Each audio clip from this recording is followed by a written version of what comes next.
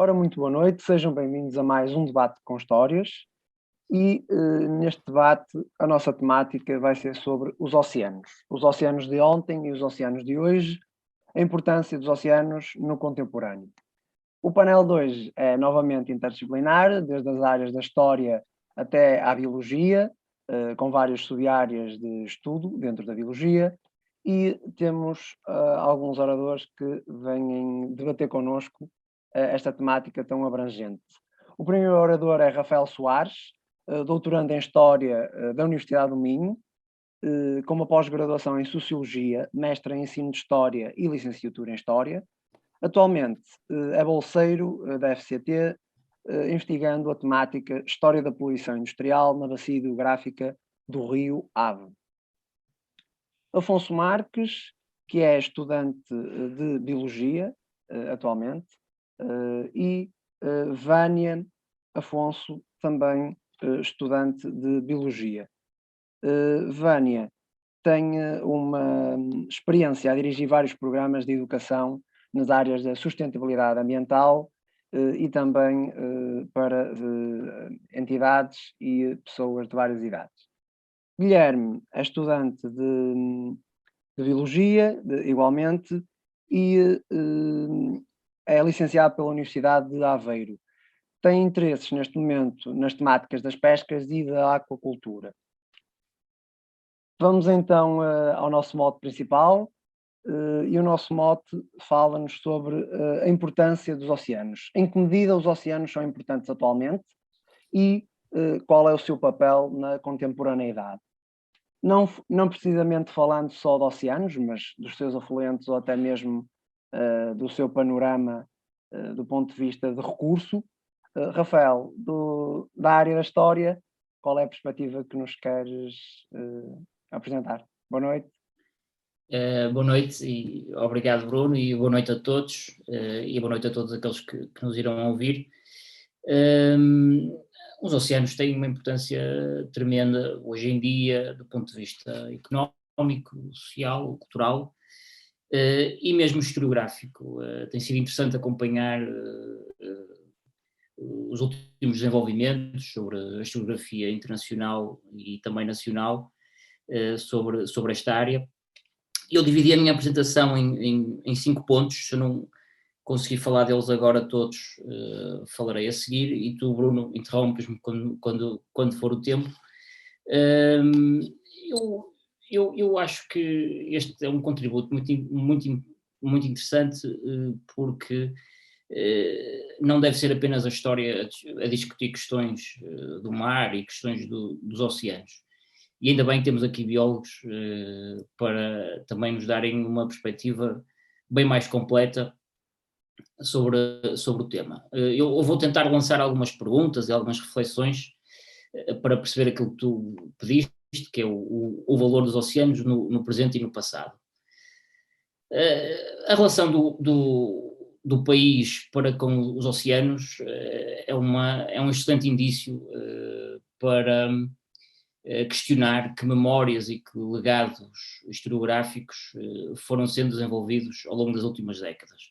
E não é preciso fazer um grande esforço para rever os excelentes debates que se fizeram, tendo no centro a dinâmica, por exemplo, entre o Império e as expansões, e olhando até quase para o oceano como uma extensão de terra que foi sendo mensurada, que foi sendo conquistada, que foi sendo ocupada. E, portanto, nós ao longo dos séculos ficamos quase com a sensação que a humanidade, referido a este pedaço muito pequenino de humanidade que podemos chamar Portugal, foi desvelando com maior eficácia e bravura um verdadeiro continente azul.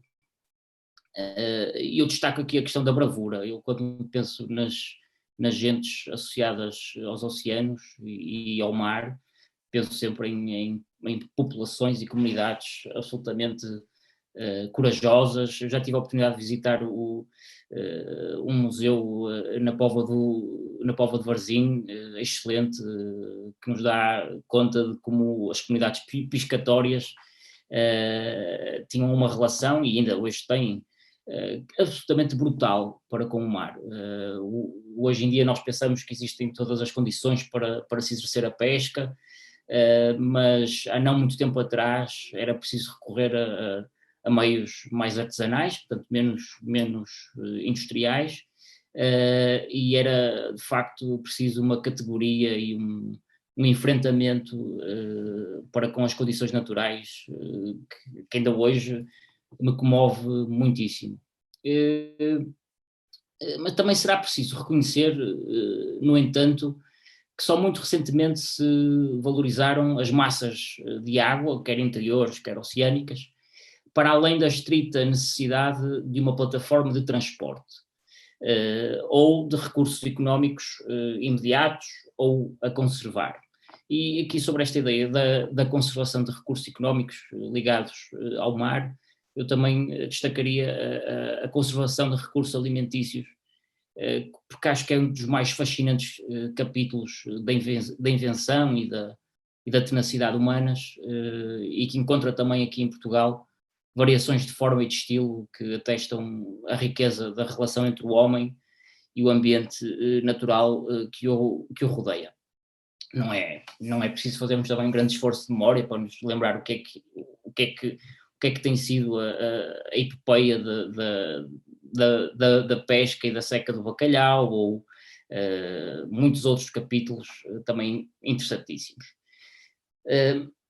Mas agora fazendo também o transporte para a história ambiental, que é uma área onde eu melhor me relaciono, é comum nós colocarmos em relevo diversos tipos de narrativas que informam justamente essa relação entre o ambiente e a humanidade. Uma dessas narrativas possíveis é a da crítica obstinada da relação do homem com o meio natural, mas essa narrativa esquece muitas vezes que determinadas populações, vivendo noutras épocas que não a nossa, sem os meios de análise como hoje a ciência dispõe, foram capazes de estabelecer uma relação sã com os recursos marinhos. E eu trouxe este ponto porque acho que também é algo que seria interessante discutirmos, porque também os nossos colegas abordam questões relacionadas com a sustentabilidade. O século XXI tem sido pródigo na maneira como expõe as fragilidades dos diversos meios, por exemplo, de pesca, ou de sobrepesca, aquacultura também, mas eu também gostaria de reforçar que nem tudo são histórias trágicas, dentro daquilo que são, ou dentro daquilo que é a relação do homem com o meio oceânico. E, portanto, esta é uma noção que me parece importante quando hoje em dia, ao sermos confrontados com o papel maligno do homem no planeta, às vezes esta visão pode esquecer quadros muito complexos de vivências e de métricas, e, portanto, às vezes acho que é justo separarmos estes quadros de análise. E também acho absolutamente extraordinário recuperar, por exemplo, Vidal de Lablanche, um grande geógrafo. Ele dizia que ele tinha a ideia, aliás, que a civilização não era mais que a longa luta contra os obstáculos naturais. Mas nós também podemos, e acho que é justo dizer, que às vezes a civilização também é o conjunto das múltiplas exceções que compõem esta harmonia do homem com o planeta. Portanto, também deixo aqui uma pergunta para quem nos estiver a ouvir e para os nossos colegas, que é como podemos enquadrar o oceano nestas duas visões do mundo. E eu não estudo propriamente a história dos oceanos, nem a história marítima. Venho mais de uma parte relacionada com as águas interiores, se quiserem, com os rios, com as bacias hidrográficas do nosso país, mas também tenho também fui influenciado por alguns historiadores que olharam para as diversas massas de água e eu tinha que salientar aqui o papel do Orlando Ribeiro. Foi um grande geógrafo, escritor, na fronteira do historiador. Eu até nem consigo dizer bem se ele é geógrafo ou historiador, se é as duas coisas, se é mais uma do que outra. Eu tenho pelo Orlando Ribeiro, perdão, uma admiração muito grande, não só porque eu acho que ele escrevia de um modo entusiasmante, como hoje em dia é difícil encontrar, mas ele acaba por ser um excelente ponto de partida para olhar para algo que está sempre muito presente na história ambiental, que é a fronteira entre o que é o ambiente e o que é a geografia na história. E existe quase uma centralidade oceânica, se eu posso inventar este termo, em todo o seu trabalho. Eu destacaria um trabalho que eu acho que é de 1945, por aquilo que eu pude rever agora quando estava a preparar este painel, que é o Portugal, o Mediterrâneo e o Atlântico. Ele faz justamente, ele tenta recriar um olhar do país, olhando para as múltiplas influências, quer do mar Mediterrâneo e toda a sua civilização, quer depois com o cruzamento dos oceanos, nomeadamente do Oceano Atlântico, e é um marco muito importante para discutir a relação do homem com o oceano. E mais recentemente também tive a oportunidade de ouvir o professor Álvaro Garrido, e também creio que é uma pessoa com uma produção científica muito interessante. Ele permite-nos conhecer a atividade pescatória em toda a sua extensão, e também algo que eu apanhei mais recentemente, aquilo que são os esforços regulatórios e os convénios internacionais que foram construindo e moldando o mundo como hoje o conhecemos. Ou seja, ele na última apresentação que eu vi do professor Álvaro Garrido, ele fez um apanhado muito interessante dos últimos, digamos, 50, 60 anos, dos múltiplos acordos, protocolos, que, enfim, para quem nasce no século XXI ou nas últimas décadas do século XX, é algo normal, não é? Mas, de facto, o oceano foi alvo de múltiplas partilhas, e essa também é uma dimensão que eu gostaria de salientar. Aliás, ele pertenceu a um grupo que eu não sei se até não é o pioneiro na questão da história ambiental relacionada com o oceano, que é o Salina, um grupo que olhava para a história do sal, chama-se História do Sal, Natureza e Meio Ambiente, séculos XV a XIX. Posso estar errado, mas eu creio que este é um dos primeiros marcos da história ambiental, enquanto equipa de investigação para este assunto. Dentro da história ambiental, porque depois existem muitos outros. Diz, Bruno. Vamos então agora tentar enquadrar os colegas no debate, só para eles ficarem enquadrados nesta questão. Também sobre a importância dos oceanos, não sei se a Vânia pode dar o seu testemunho, passando do Rafael para a Vânia, nesta perspectiva da importância dos recursos marítimos, mas também da relação entre o homem e o mar. Acabamos por ver que o oceano, ainda mais em Portugal, tem valor acrescido. Vânia, boa noite. Boa noite a todos. Obrigado por estas palavras, eu estou a aprender muito também, obrigada. Então, eu vou falar um bocadinho. Eu, quando fui para a faculdade e estava a estudar, fiquei incrédula por só ter aprendido certas coisas na faculdade. O meu trabalho passa muito por transmitir informação a pessoas de qualquer classe social, em várias instituições, pessoas de todas as idades, por isso mesmo, porque eu acho que é muito importante haver vetores de união entre o conhecimento científico, não é? A universidade e a comunidade no geral, porque realmente não há assim muito. Por exemplo, eu vou dar aqui algumas informações bastante importantes acerca do oceano. Mais de metade do oxigênio que todos nós respiramos é produzido pelas microalgas. Um grupo de microalgas é o fitoplâncton, que é a base da cadeia alimentar dos oceanos. O aquecimento global só não está tão grave porque o oceano é um grande sumidor de carbono. Absorve o carbono e há toda uma reciclagem natural feita pelos oceanos. A temperatura do planeta, ou seja, nós aqui temos clima temperado em Portugal, o Brasil tem um clima mais tropical, a Islândia é o clima mais frio, como a Noruega, por exemplo.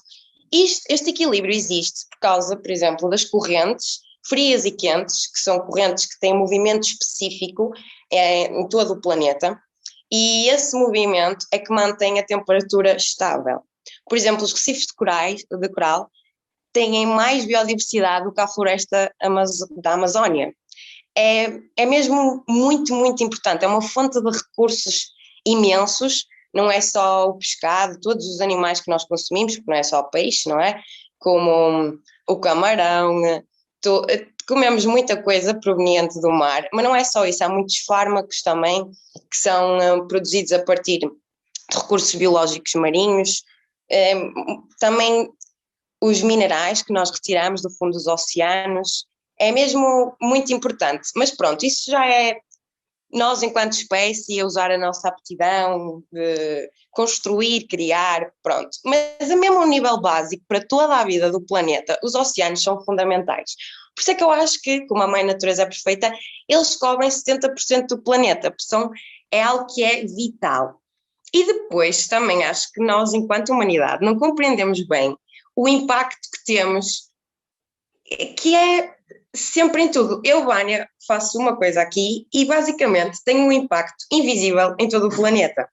Porque a questão dos oceanos, hoje em dia fala-se muito, por exemplo, do plástico, do lixo, às vezes do tráfico marítimo, que é imenso, não é? Porque, por exemplo, o mar também é o que nos permite conectar tudo no planeta, nós temos a nossa tecnologia, roupas que foram produzidas na Ásia a chegar até nós, alimentos vindos de toda a parte do planeta, porque o oceano também é este meio que interconecta todos os países e toda a produção e permite-nos viver nesta abundância que é que vivemos na atualidade. Mas, por exemplo, a agricultura tem um impacto tremendo nos oceanos, tudo, o nosso sistema de saneamento nas nossas casas, a poluição que é produzida de tudo, porque não, os níveis de poluição é mesmo algo que é importante falar, estamos mesmo num ponto crítico. Está a continuar, ok, nós estamos a tomar medidas, ao menos comunicamos, temos a internet, que é um meio fantástico de partilharmos informação, nós podemos saber, porque quem não sabe é como quem não vê, não é? Nós não podemos agir se nós não temos a informação, mas é mesmo algo que é uma crise mesmo séria, porque afeta-nos a todos, desde a era da industrialização, isto também tem a ver com a história, não é? Que não foi assim há tanto tempo atrás, o nosso boom de evolução em tudo, no nível de produção de energia, os veículos que nós utilizamos, aéreos, marítimos, terrestres, a construção civil, todos os setores têm um impacto tremendo na natureza. E sempre que nós poluímos o ar, afeta o mar, sempre que polui a terra, afeta o mar, é um sistema, o planeta Terra é um sistema. Em última instância, tudo chega a nós. E nós, se calhar, estamos a perceber bem, a medicina está muito evoluída. E nós cada vez mais aparecem doenças atrás de doenças novas que não existiam há uns anos atrás. Eu acho que isso é um reflexo da má gestão que nós estamos a ter. Porque a evolução é o caminho, não é? A evolução é a base da natureza. Nós somos parte desta natureza. Mas nós, com a informação que temos, o conhecimento que temos, porque faz parte deste boom, não é? Temos que acompanhar, temos que usar estas informações e temos que equilibrar a forma como agimos mesmo e otimizar a forma como vivemos em sociedade, porque é possível, nós também temos as ferramentas e os meios. Custa um bocadinho, para que seja, não é de uma vez, não é? Mas é importante haver esta transmissão de conhecimento. E a importância do oceano não sei, não há como descrever. Dá muitos postos de trabalho, os alimentos, a água potável, não é? Sem o oceano não há o ciclo da água, nós não temos os rios, nós não temos água potável. Nós humanos nem nenhum outro animal, nós viemos do mar, nós somos criados na placenta, a placenta, o líquido da placenta vou também partilhar isto, tem propriedades muito semelhantes à água do mar e acho que, pronto, representa um pouco a evolução, não é? Nós surgimos todos dos oceanos. e é mesmo primordial à vida neste planeta. Isto é a minha visão como bióloga, não é, Maria? Obrigado, Vânia. Obrigado. Obrigado, eu também. Vou passar ao resto dos colegas, também biólogos, para ter um input mais da área, da subárea de investigação deles. Afonso, boa noite. Olá, muito boa noite, Bruno, e obrigado a todos os outros oradores que estão aqui presentes por esta luta cada vez mais urgente, né, pelos oceanos. Antes de mais, eu queria agradecer a toda a gente e queria começar por estabelecer a importância que é nós compreendermos um conceito quando falamos nos oceanos, que é o conceito que a Vânia também já tocou nesse conceito, que é o conceito de interconectividade. Ou seja, este conceito define como as nossas ações, por muito invisíveis que elas possam parecer à partida, têm um efeito que se desdobra no tempo e no espaço que nós não temos capacidade de prever. Sendo que os oceanos interligam todos os continentes, e nós podemos datar a origem dos oceanos a cerca de 4 mil milhões de anos atrás, quando foram formados. Existem diversas teorias que tentam explicar a formação dos oceanos, mas como a Vânia também disse, nós originamos a vida na Terra muito previsivelmente foi originada nos oceanos, inicialmente com seres unicelulares fotosintéticos que começaram a utilizar o ambiente à sua volta para produzir energia e continuaram a reproduzir-se igualmente, até que nós fomos possível, ao longo do processo de evolução, tivemos a possibilidade de aparecermos nesta vida. Eu formulei aqui alguns tópicos que eu gostaria de falar, sendo que alguns tópicos que eu já explorei bastante já foram mencionados aqui no debate, muito preenchido. O oceano pode ser considerado o berço da vida na Terra. Desde o desenvolvimento dos primeiros seres unicelulares até às bactérias fotossintéticas, até aos animais, até às plantas terrestres, a água está sempre presente em toda a vida que existe. Portanto, nós devemos a nossa existência a este imenso reservatório de água.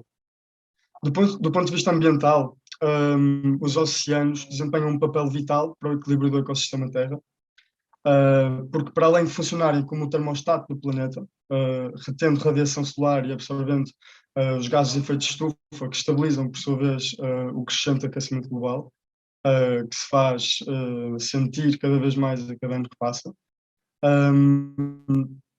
também levam a cabo diversas outras funções reguladoras que permitem a vida neste planeta, como, por exemplo, a regulação do clima, a regulação de tempestades e também a reciclagem de compostos orgânicos que permitem reciclar, disponibilizar energia para outros níveis da cadeia alimentar e para que este ciclo da vida possa continuar. Todos os ecossistemas naturais, de uma forma ou de outra, partilham energia entre si, através deste conceito de interconectividade que eu falei inicialmente. Quer sejam partículas do pó dos desertos africanos, como o Saara, que fertilizam grandes florestas sul-americanas, ou migrações de animais marinhos em massa que alteram ecossistemas terrestres. Ou ainda podemos ver cada vez mais a dispersão do plástico a nível global e a forma como ele se estabelece nos interstícios de todo o planeta. É evidente que existe um índice elevado de correlação entre os ecossistemas, e quando me refiro aqui a ecossistemas não me refiro necessariamente a nichos ambientais, mas refiro-me a todas as comunidades interconectadas que partilham energia. Eu acho que é muito importante, cada vez mais, acho que é muito importante nós compreendermos que as nossas ações repercutem-se no futuro de maneiras extremamente imprevisíveis pela lente científica. Nós, só para ficarmos, percebermos o quão absurdo é e quão imprevisível é esta falta de entendimento, nós só conhecemos 5% de todos os oceanos.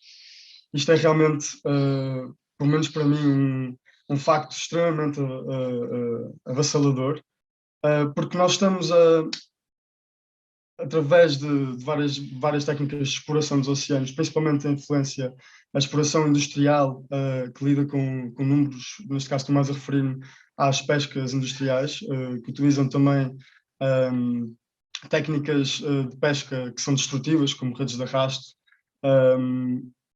Elas vão causar impactos de uma dimensão tão grande que vai afetar o ecossistema Terra a um nível global de uma formas imprevisíveis.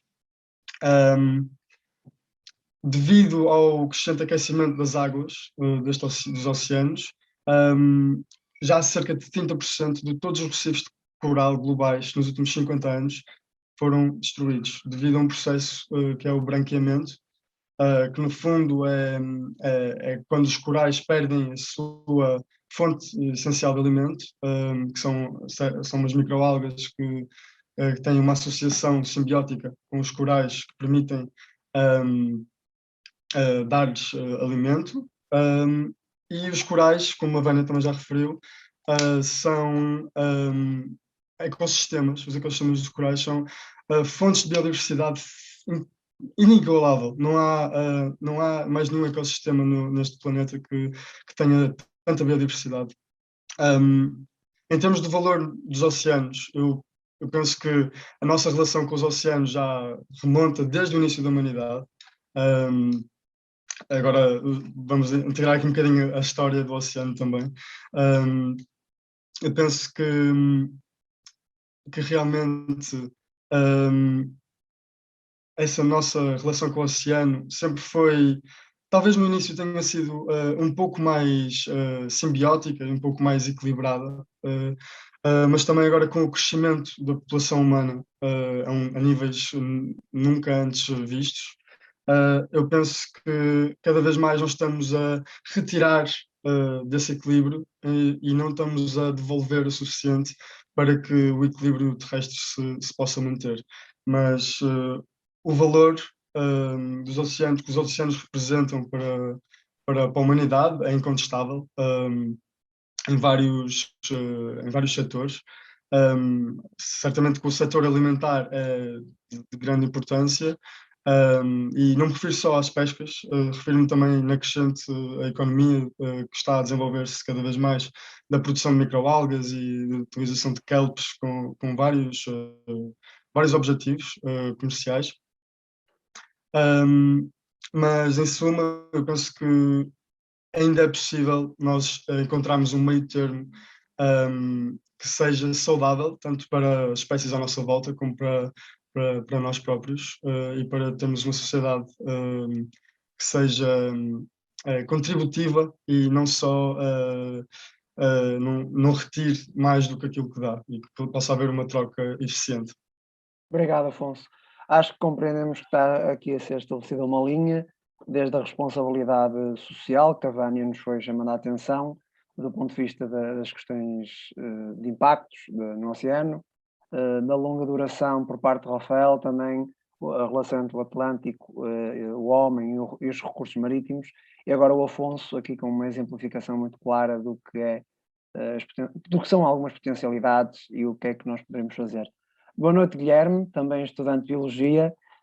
Dentro desta linha de pensamento da importância dos oceanos e da nossa responsabilidade enquanto atores neste diálogo entre oceanos e seres humanos, qual é a tua perspectiva? Obrigado pela participação. Boa noite a todos. Tenho a dizer-vos que gostei muito dos pontos que foram referidos. Acho que referiram já muita informação importante a referir.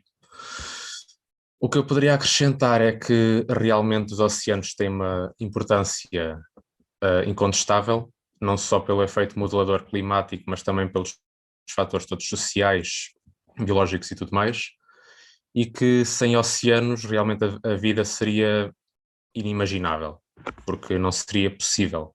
de forma biológica, física, química e tudo mais. Agora, há que reconhecer que do passado para o presente houveram diversas mudanças, nomeadamente em Portugal, para com a interação para com o oceano. Porque, por exemplo, eu lembro-me de estudar no passado que,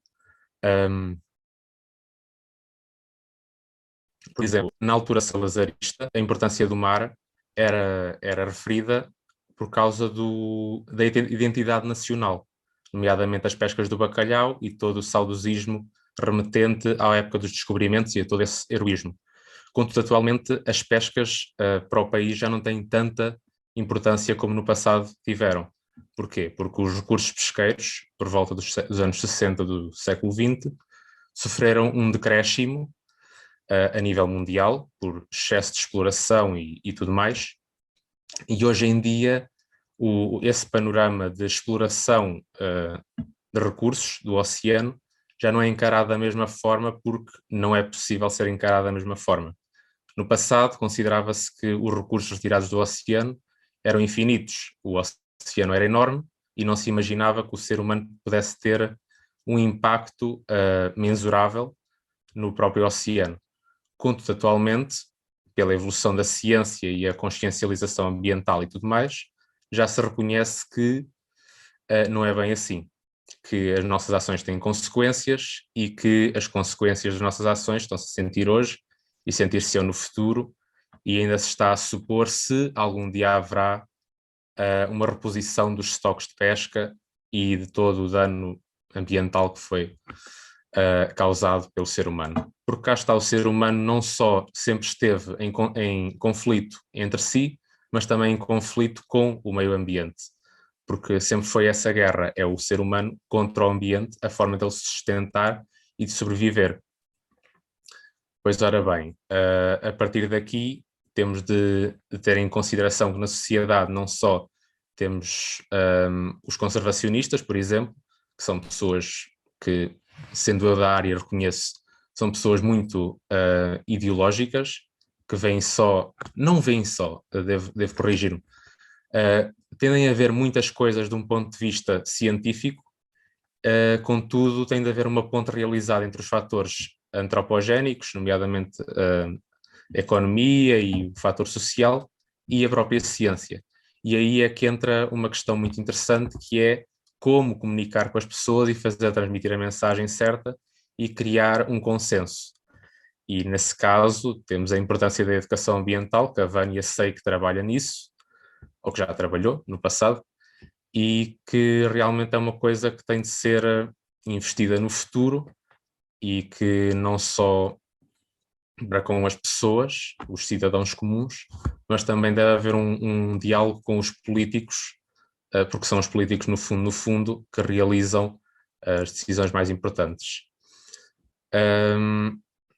Realmente, dizendo o que já disse, também referi os pontos do Rafael, que foram a importância histórica do oceano, na parte pesqueira e também da transição entre os continentes, e o Afonso acho que também referiu bastantes factos científicos interessantes, e eu pretendia não entrar tanto por aí, porque não sei bem qual seria o nosso público-alvo, e penso que neste caso estamos mais a fazer uma ponte entre tudo e não só a referir factos científicos. Exato.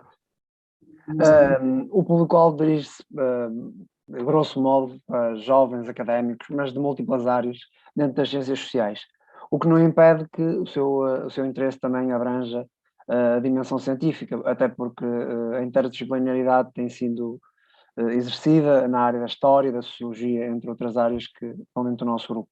Só um pequeno apontamento, também convidar os ouvintes e os colegas de painel. O Dr. Álvaro Garrido, como o Rafael referiu, aborda esta temática das pescas no Estado Novo. Se tiverem curiosidade, ele toma muito bem essas construções específicas, nomeadamente as pescas do bacalhau, que era fundamental neste monopólio que Portugal fazia. Mas agora o segundo grande tópico que eu queria introduzir no nosso debate, depois deste enquadramento do ponto de vista teórico, do ponto de vista das importâncias, das várias importâncias e dimensões do oceano, era o da sustentabilidade. Sustentabilidade esta não só dos recursos, mas talvez dos afluentes que têm impacto mais direto nas nossas comunidades, nomeadamente no interior do país. Vou pôr agora aqui o caso português ou de qualquer país europeu que viva muito das questões ribeirinhas, e penso que o Rafael, desse ponto de vista, dos recursos hídricos, nos poderá acrescentar alguma perspectiva também das suas linhas de investigação. Inconvenientes deste conceito de sustentabilidade e também benefícios que possam existir. Rafael? Obrigado, Bruno.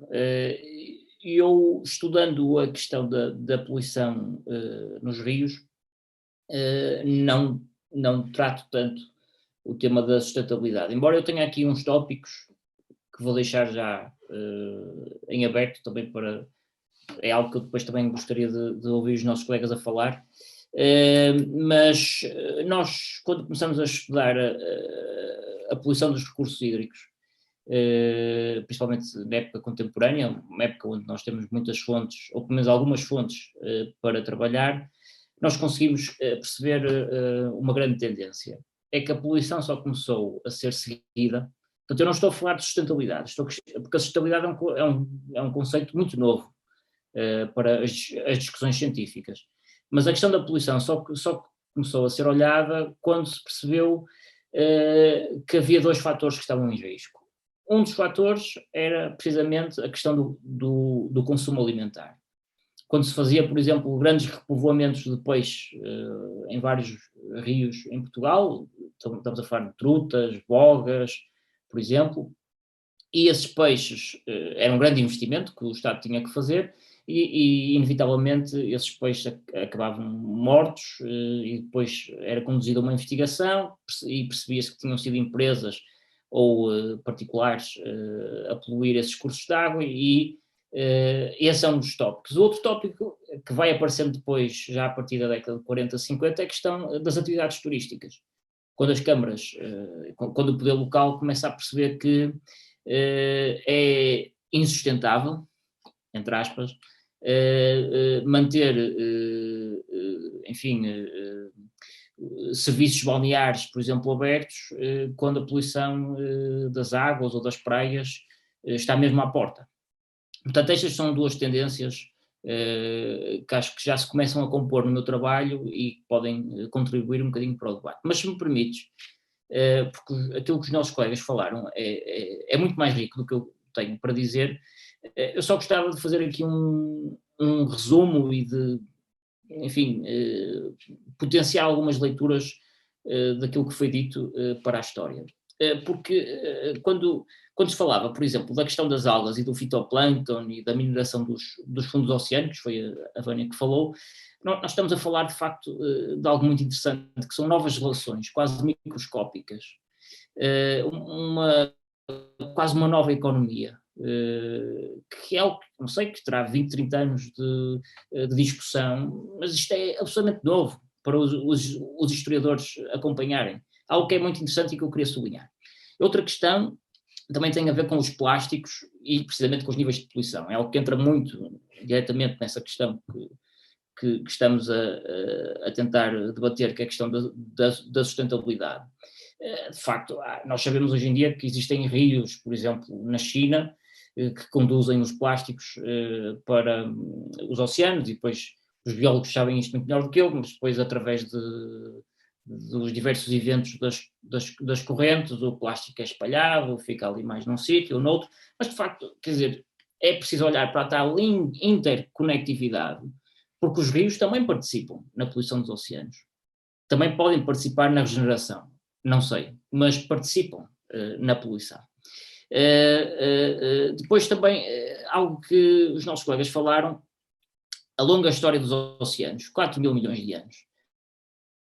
Nós, quando falamos de longa história, não falamos de uma tão longa história, mas isto de facto é interessantíssimo.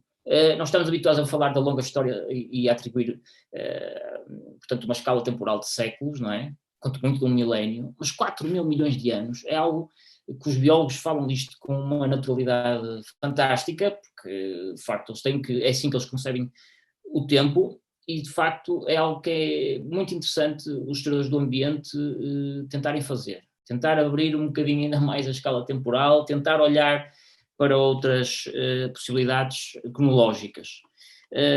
Um outro ponto que foi falado é a da imprevisibilidade das ações e da incomensabilidade dos números, porque nós hoje em dia, quando falamos, e já não me recordo quem foi, mas ao falar-se da questão da acidez nos oceanos e da destruição da grande barreira dos corais, e alguém deu esses números, não é? 70% ou 60%, já não sei, nós estamos a falar de números que... Isto pode dar-se um caso para grande parte da população mundial nos próximos anos. Estes números são tão incomensuráveis que há um desgaste emocional para com as respostas políticas do futuro. É algo que eu tenho pensado muito nisso, porque a poluição, por exemplo, é algo que não vai ser resolvido nos próximos 10 ou 20 anos. É algo que vai demorar, enfim, centenas de anos a ser resolvido, e é preciso que as pessoas se mentalizem disso. O planeta, que demorou muito tempo a formar-se, tal como nós o conhecemos, também vai demorar muito tempo a regenerar. E é óbvio que nós temos que ser parte integrante disso.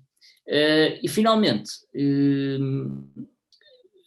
eu acho que a questão da sustentabilidade é, de facto, muito interessante. Eu depois até gostava de ouvir o Guilherme, porque eu acho que ele trabalha com questões da aquacultura, eu sei que, mais ou menos, mas em todo caso, eu sei que existem muitos problemas com a indústria da aquacultura.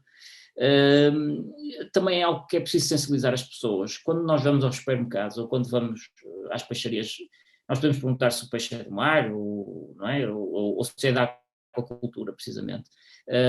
A aquacultura tem um custo, e muitas vezes eu acho que nós não sabemos bem como é que essas indústrias funcionam. Isto também acontece quando olhamos para a poluição. É muito difícil, nos anos 40, 50, perceber a transparência das empresas poluidoras. E, portanto, isso seria algo interessante de refletir. Mas eu só queria deixar aqui esta nota, é que, mais uma vez, a sustentabilidade, ao ser um termo recente nas discussões científicas, há um autor que eu aprecio, que é o Aaron Kula, que ele faz uma história do pensamento económico ambiental, e foi daí que eu retirei isso. As discussões que levaram à ideia do Maximum Sustainable Yield, ou seja, aquilo que deve ser pescado para manter as próximas gerações de pescado em bom estado. Não é? As cotas. Eu não sei se é bem... Sim, nós hoje chamamos cotas. É parecido. Sim. As discussões que levaram a essa noção foram intensas. Creio que até na altura chegou-se aí, depois de muitas outras soluções terem sido tentadas, soluções intelectuais e enfim, de discussão científica. Isto só para sensibilizar que, em termos de rigor histórico, é muito difícil atribuir às civilizações do passado, ou, por exemplo, à civilização da era industrial, uma culpa muito grande na maneira como o mundo hoje está, porque, vejamos, a mesma civilização que criou estes problemas todos sobre a natureza foi a mesma civilização que tem as chaves científicas, industriais, tecnológicas mais próximas para resolver o problema. E eu acredito nisto, atenção. Claro. Não, é algo que pode ser muito, muito discutido, mas é sempre uma relação muito difícil. Nós sabemos que a era industrial enfim, fascina-nos, aumentou completamente a complexidade da vida humana, isso acarreta problemas, sem dúvida. A mensagem para o futuro, que acho que é válida para estudantes de História como para estudantes de Biologia, é que existe existem soluções possíveis que irão demorar o seu tempo a ser implementadas, claro, mas eu gostaria só, tenho tempo, Bruno? Sim, 1 minuto, se achas. Pronto, 1 minuto, é muito rápido. Que eu tinha aqui também uma série de tópicos que acabei por não falar e só quero dizer. É bom relembrar, nós não conhecemos o ponto mais profundo do oceano, mas conhecemos o ponto mais elevado da superfície terrestre. Parece paradoxal, mas que reparem a complexidade que de facto o oceano convoca. Em segundo lugar, eu também acho que o oceano pode ser visto na história como uma representação de catástrofes. Eu tenho visto isso em alguns artigos internacionais, são muito interessantes, por exemplo, sobre marmotos, tempestades. Devo dizer, até para encerrar, as primeiras noções, isto tem a ver com a ideia da interconectividade dos oceanos, as primeiras noções de que a poluição era um problema mundial que convocava diversos países, foram precisamente 1 ou 2 eventos de desastres de petroleiros nos anos 70, onde se percebeu rapidamente que aquilo nunca iria ser um problema, nem do país que detinha o navio, nem da zona costeira onde o navio tinha tido o problema técnico, mas sim de uma diversidade enorme de países e populações. E, portanto, depois desta parte, numa reflexão muito direcionada para o ponto de vista histórico da questão oceânica, também acho que a parte contemporânea merece uma reflexão. A Vânia, na educação para este aspecto da sustentabilidade, para nos dizer como é que, do ponto de vista também da biologia, mas também das políticas que são construídas, como é que tu consegues lidar com as pessoas para sensibilizá-las para estes aspectos, a tua experiência, Vânia? Muito obrigada. Eu gostei muito do que o Rafael disse, só vou salientar isto, de que esta sociedade que também está a acelerar todos estes processos destrutivos para o planeta é aquela que tem todos os meios para ajudar, para acelerar o processo de regeneração natural do planeta, que por acaso é incrível. Eu vou também só dizer aqui uma coisinha. SpongeBob, a série SpongeBob, foi feita por biólogos marinhos que se inspiraram numa situação real que aconteceu no atol de Bikini, no Pacífico, e esse atol vou dizer uma ilhazinha no Pacífico, foi um lugar de testes, levou com 25 bombas atómicas lá, as pessoas tiveram que sair e durante 50 anos não foi lá ninguém. 50 anos passaram, os cientistas voltaram lá para analisar como é que o ecossistema se encontrava e já estava com os níveis de radioatividade mínimos e cheio de vida de novo. E foram só 50 anos. A nível da sustentabilidade, eu acho que nós podemos talvez acelerar, mas temos de ter cuidado porque as nossas ações têm impacto e mesmo querendo ajudar, muitas vezes nós não percebemos o impacto que a nossa ação vai ter. Então acho que a solução-chave também podemos fazer muita coisa na mesma. A nível da poluição também acho que sim, vai demorar um bocadinho porque é tudo muito mais profundo, mas temos que criar mais reservas naturais marinhas, que são locais onde o homem não toca, ok? Isto é obra da mãe natureza, vamos deixar a mãe natureza regenerar totalmente aqui. E criar vários locais que sejam assim, e outros locais onde podemos explorar livremente, talvez de forma mais consciente, porque já temos agora mais conhecimento, então termos mais regras, mais normas, mas criar mais destes locais. Depois acho que a educação é fundamental. Eu recebo excelente feedback, mas eu sou muito direta e falo de coisas que são realidade.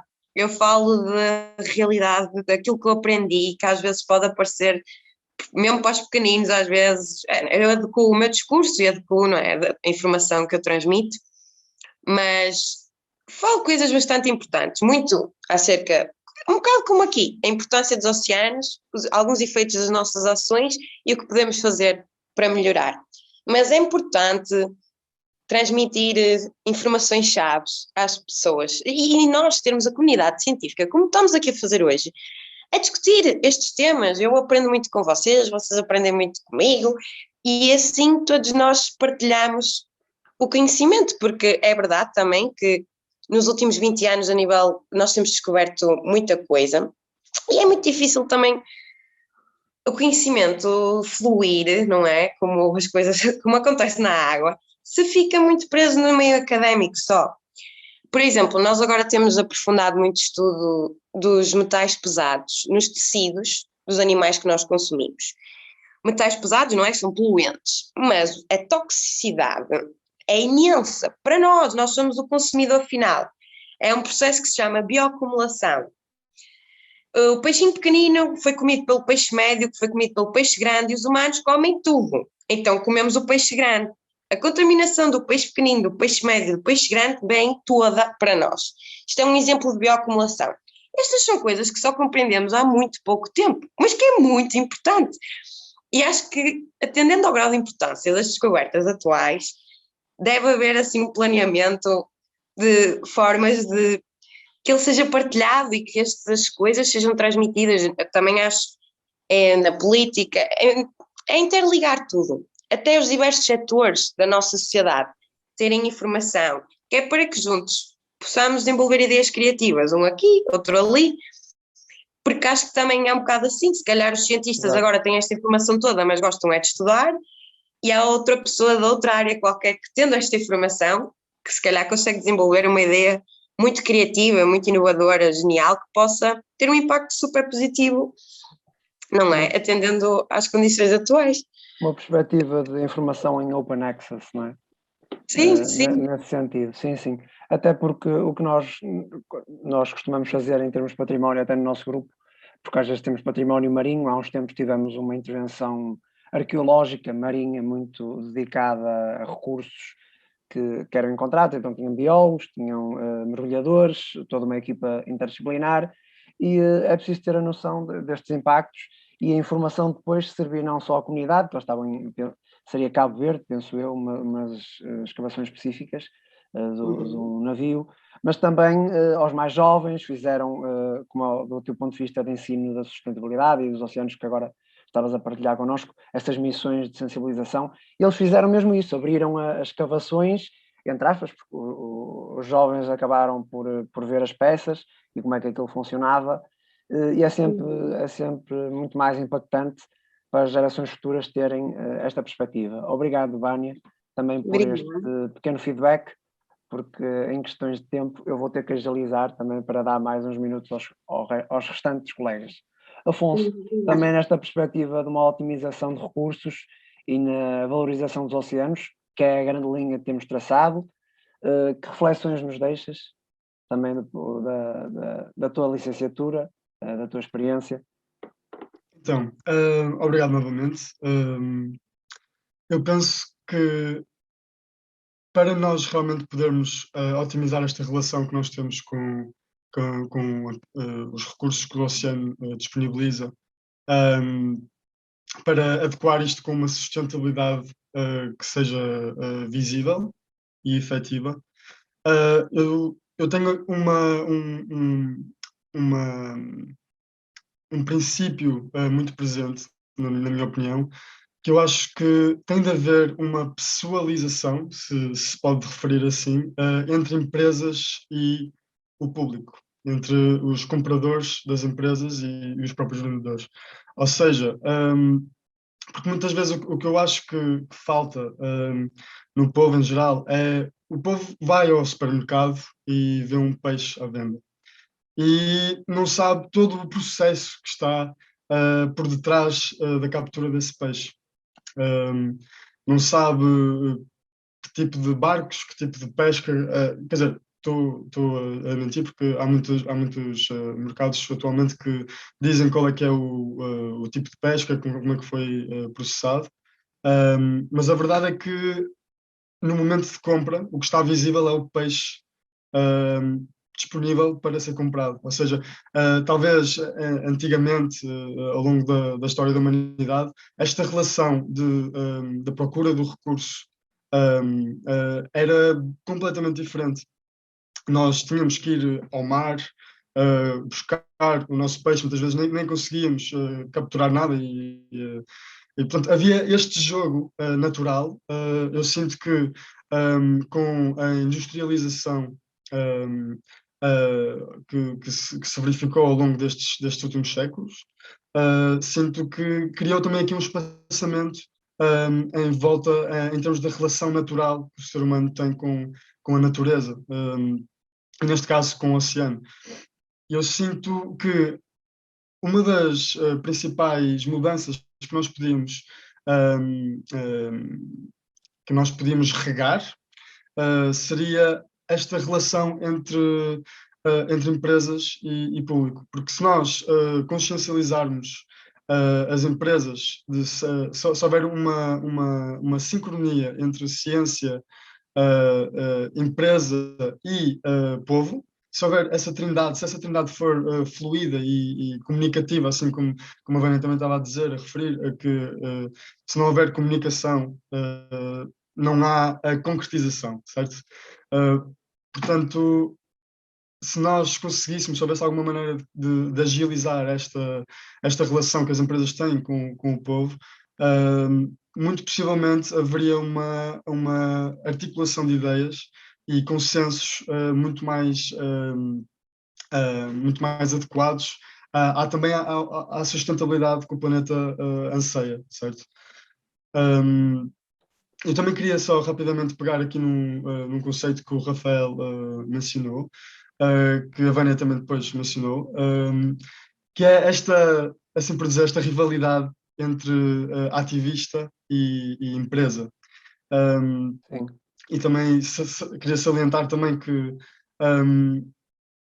não podemos só adotar uma perspectiva, nem podemos ser totalmente fundamentalistas com os nossos princípios, as nossas crenças, porque cada um de nós tem a nossa experiência e tem a sua aprendizagem. E eu acho que uma maneira essencial para conseguirmos resolver qualquer que seja o problema a nível ambiental tem que passar pela consideração de todas as opiniões e de todos os princípios que cada setor económico e cada pessoa tem, e a aceitação desses princípios também, para encontrar aqui um equilíbrio que seja benéfico, tanto para nós como para a natureza também. No fundo, estarmos alinhados com estas responsabilidades quando tocamos nestes tópicos do oceano e dos seus recursos. Obrigado, Afonso. Para fecharmos mesmo o debate, também por causa da gestão de ciclos e de tempos, mas não como menos importante, acabamos com a parte do último orador, o Guilherme, que lhe lanço 2 desafios. O primeiro desafio ia ao encontro da questão do Rafael, explorar só um bocadinho, dar aí um tópico sobre a questão das aquaculturas, se for esse o caso e te sentires à vontade. E o segundo, um tópico que possas acrescentar para fechar este debate, ou seja, da tua perspectiva enquanto estudante, enquanto também aluno da área e se calhar futuramente investigador, o que é que achas que se poderá mudar para sensibilizarmos mais sobre a importância dos oceanos atualmente para o público? Obrigado. Obrigado. Pois ora bem, quanto às aquaculturas, há que ter em consideração que a aquacultura é uma coisa relativamente mais jovem do que as pescas, bastante mais jovem. Podia ser praticada antigamente de uma forma muito localizada e pequena, nomeadamente em pequenos mosteiros, que há certos registros históricos sobre isso.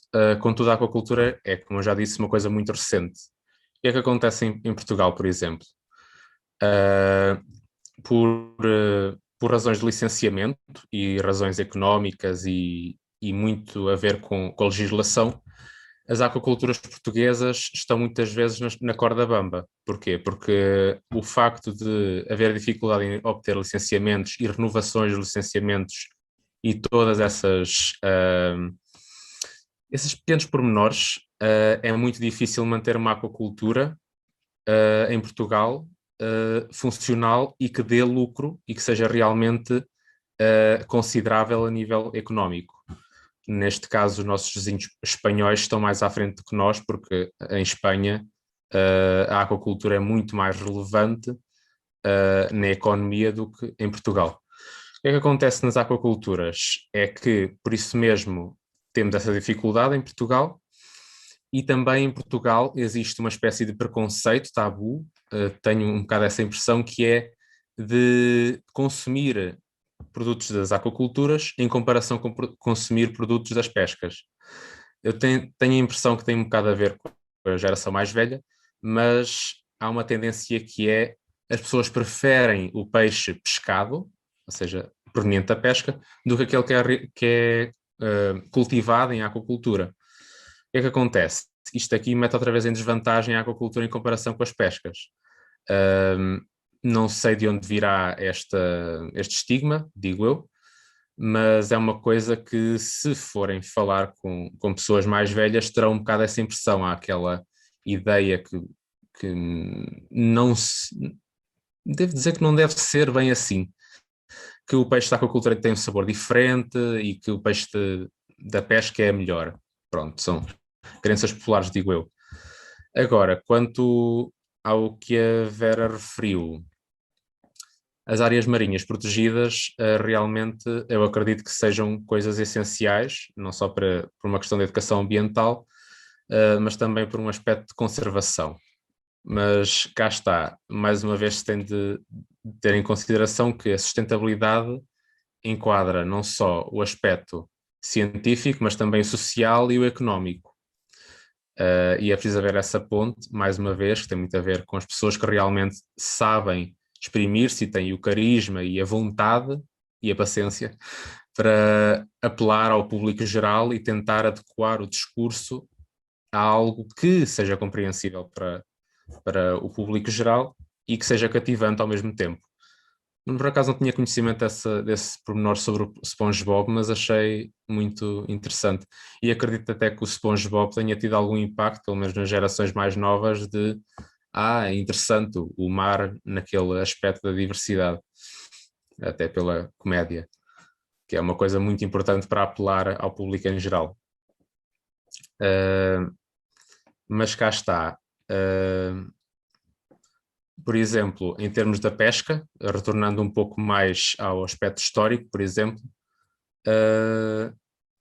por causa da quebra dos recursos pesqueiros e por causa da Convenção das Nações Unidas e toda a comunicação que começou a ser realizada entre os vários países, começaram-se a criar as zonas económicas exclusivas, que são zonas próprias dos países, em que os países praticam lá exclusivamente a sua atividade económica. Portugal tem a maior zona económica exclusiva da Europa. Contudo, não é por causa disso que é o mais produtor em termos de pescas, porque em termos da largura da plataforma continental, Portugal não é assim tão considerável. E há uma diferença que é a pesca costeira e a pesca de mar aberto, que tendem a ter produtividades diferentes e espécies diferentes a ser capturadas. Agora, Bruno, podias recordar o segundo desafio? O segundo desafio era mesmo nessa perspectiva que estavas a dizer, uma forma de otimizar mesmo a questão da sustentabilidade. Acabaste de falar das GEs, da questão da zona costeira, e se calhar uma melhor otimização das GEs e da exploração seria uma resposta, só para te ajudar na tua conclusão. Sim, e também fazer um melhor diálogo entre a sociedade sobre realmente os problemas a abordar e soluções, ter um diálogo conjunto e apostar mais uma vez na educação ambiental, que eu julgo que é uma coisa muito precária, que quem o faz falo por amor à camisola e que infelizmente vê a sua vida muito dificultada e acredito que seja frustrante e desmotivante. Agora, penso que, olhando para o futuro, é uma questão de tentar mudar mentalidades, que é uma coisa que não é do dia para a noite, certo, e apostar mais em tentativa de diálogo com os políticos e não só olhar a aspectos ideológicos, mas também olhar a aspectos económicos e sociais. Essa obrigado, questão Rafael. Obrigado, Rafael, não. Só mais um pormenor. Essa sim. questão do lazer relacionado com o mar, creio também é importante, porque as pessoas, associando o valor de diversão e de entretenimento ao mar, estarão mais preocupadas em pensar no mar e naquilo que realmente deitam fora, por exemplo, falando na poluição, realmente os rios estão diretamente ligados ao mar, através dos estuários, das fozes, e tudo o que nós deitamos para a água num rio, eventualmente chegará ao mar e terá impactos negativos.